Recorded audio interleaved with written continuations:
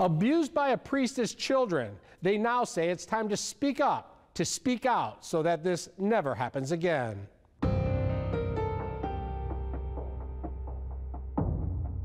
He knelt beside the bed I was in. He had a bed, held my hand, said the Lord's Prayer, and then climbed in bed with me. Had his way with me. They are being called heroes in a horrific case of abuse. For me, I was a sophomore. I was 15 at the time. Started on the wrestling team.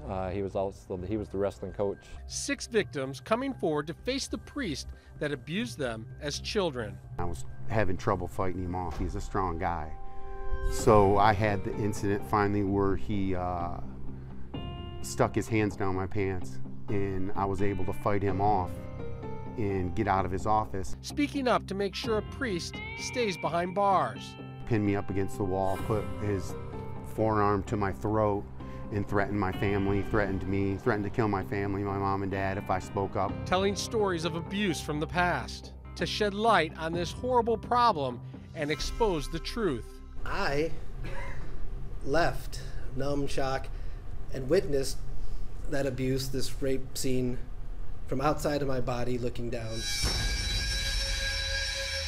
Father James Rapp was a priest and wrestling coach at Michigan's Jackson Lumen Christi High School from 1980 to 1986. He had moved around the country over the years: Philly, New York, Illinois, Utah.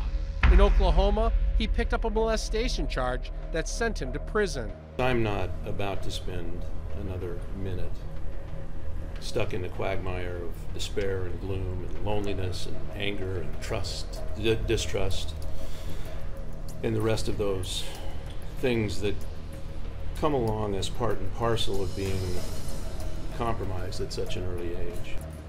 He's up for parole there. That's why victims in Michigan agreed to tell their story in court.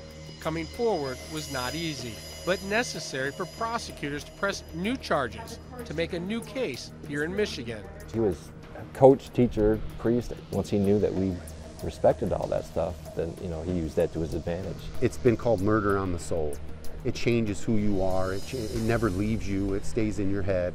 An attempt to keep a predator priest locked up, even if the state of Oklahoma sets him free on parole. But if we can do something and not go to our graves with our mouth quiet and this buried up and hid, it's closure. Tomorrow at 5 on Local 4, we're going to take you inside the courtroom to see the criminal case against this former Michigan priest and meet the prosecutor who's making sure that he stays behind bars. Kevin Dietz, Defenders.